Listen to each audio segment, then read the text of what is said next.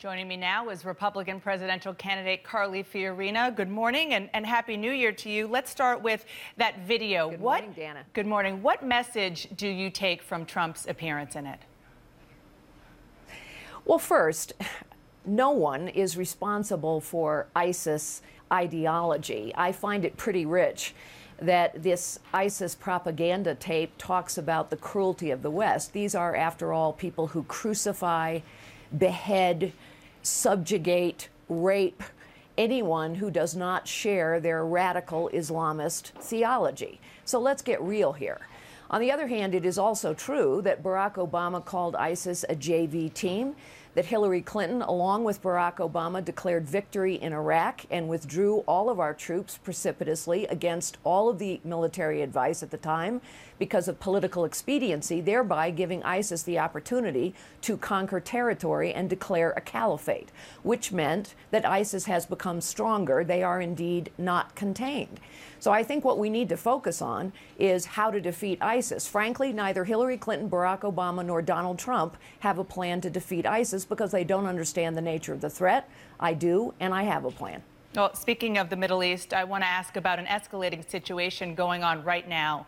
The Sunni-run Saudi regime executed a Sunni cleric, and the Saudis say he was a terrorist, but the Ayatollah in Iran quickly condemned it. That has led to violent protests, as you're seeing there on the screen. Are you concerned that this whole exchange could inflame sectarian violence and, of course, tensions in the Middle East? Well, of course, it's not at all helpful. Again, I take the Iranian condemnation with a huge grain of salt. This is a regime that tortures its own citizens routinely, that thinks nothing of executions, that still holds 4 Americans in jail. The Obama administration has done nothing about that. On the other hand, we need to be clear that our role here is to try and tamp down this conflict. Saudi Arabia is our ally, despite the fact that they don't always behave in a way that we condone. Iran is a real and present threat, not only to Saudi Arabia, but to our other Arab allies and indeed to the United States' interests. And so our role here is not to inflame tensions. Our role is to try and help calm the situation. So if you were president right now, how would you do that? Well, I think we need to understand that Saudi Arabia and the rest of our Arab allies are looking to us for leadership and strength and resolve. This administration has not provided it. We need to provide it. I will provide it as commander-in-chief because we need the Saudis' help, the Jordanians' help, the Egyptians' help, the Kurds, the Emiratis, the Kuwaitis, the Bahrainis to defeat ISIS. We also need to be clear with our allies that Iran is not our ally, nor is Russia.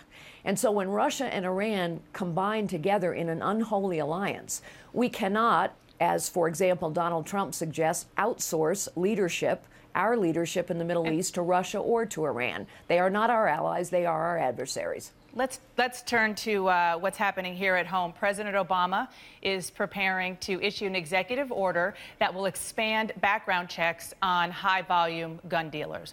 Is that something you could support? No. President Obama has been lawless in his use of executive orders, whether those executive orders are around immigration or whether those executive orders are around gun control. And it is delusional, dangerous, not to mention unconstitutional, for Barack Obama and Hillary Clinton to continue to talk about climate change and gun control in the wake of a Paris terrorist attack, a San Bernardino terrorist attack, instead of talking about how they plan to defeat ISIS. The thing this president should be doing on gun control, Dana, is enforcing the laws we have. We have long lists of criminals who own guns, who routinely purchase guns. We know who these people are, and we are not prosecuting any of them. Actually, we're prosecuting less than 1% of them. And that is why you get a situation like, say, Chicago, where you have very tight gun control laws and incredible levels of gun violence. It's how you get a situation like South Carolina, where someone who never should have been permitted to purchase a gun got to purchase a gun because somehow they dropped in the cracks. So let's enforce the laws we have. Okay, so just to clarify quickly, you're saying that you oppose the executive order, the way that he's doing this, and the policy itself. You don't think background checks should be expanded? I think we need to enforce the laws we have, and we are not doing so. And what that means, because we're not enforcing the laws we have people like Dylann Roof in South Carolina who never should have been sold a gun, and we have loads of criminals running around with guns and perpetrating violence with those guns, and we're not prosecuting them. Meantime, Barack Obama has not presented the American people with a clear plan to keep this nation safe. Okay, so we learned 2 days ago that our own Homeland Security doesn't even know the people who are in this nation who have overstayed a visa. That's a big problem given what we now know about San Bernardino. Okay, so we are finally in 2016. Let's get to some Yes, politics. we are. Donald Trump this week promised to go after President Clinton's sexual history. In response, you said, of course, Bill Clinton's fair game. Which parts of Bill Clinton's past do you think Hillary Clinton needs to answer for? Well, listen, I said Bill Clinton's fair game. I also then very promptly said going after Bill Clinton is not going to defeat Hillary Clinton.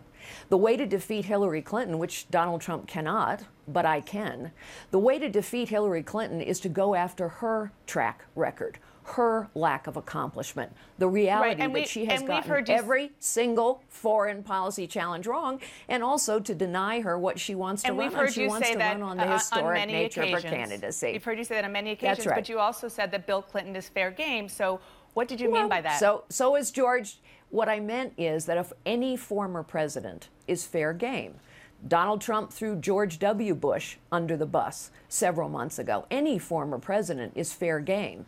The question is, how do you beat Hillary Clinton? And in my opinion, that's not the way to beat Hillary Clinton.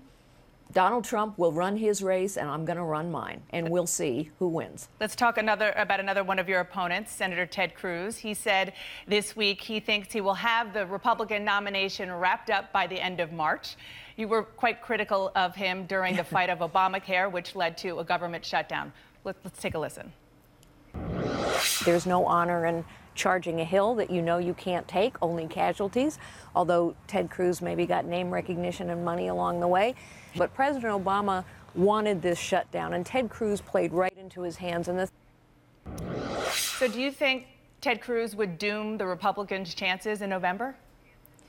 Well, first, let me explain why I said that. Because at the time, we didn't control the Senate, and we didn't have historic majorities in the House. And so without controlling the Senate, there was no way that Obamacare was going to be repealed. Thank goodness the Senate has just finally used the same reconciliation technique to repeal Obamacare that the Democrats used to pass Obamacare. We'll see if Ted Cruz has the nomination locked up, but I would say that Ted Cruz is just like any other politician. He says one thing in Manhattan, he says another thing in Iowa, he says whatever he needs to say to get elected, and then he's going to do as he pleases. I think the American people are tired of the political class that promises much and delivers much of the same.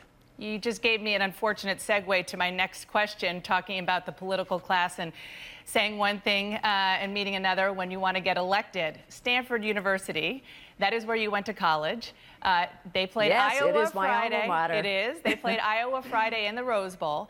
Before the game got underway, you tweeted this. You tweeted, "I love my alma mater, but rooting for a Hawkeyes win today. Hashtag Rose Bowl." Now, I'm sure you've seen this. When Iowa got creamed, people started tweeting about the hashtag Carly curse. Is this exactly the kind of pandering that you were just talking about 1 second ago? Why people hate for politics? heaven's sakes, Dad, for heaven's sakes, can't a girl ever have a little bit of fun? That was a tongue-in-cheek tweet, which the people of Iowa understand, because I was asked over and over again in Iowa, having attended a Hawkeye tailgate, I was asked, they knew that my heart was torn. You would think, based on this reaction, that I had said something really controversial, like, you know, ISIS is a JV team, or this demonstration was a result of a video. Let's just say if the biggest mistake I make is a tongue-in-cheek tweet about a Rose Bowl, the American people will sleep safely when I am president of the United States. Okay, so it was a joke, not real. Yes, it was tongue-in-cheek, for heaven's sakes. A girl needs to have a little fun sometimes. I guess it was a slow news day for the media. Well, it was New Year's. Carly Fiorina, thank you so much. Appreciate that. Thank you.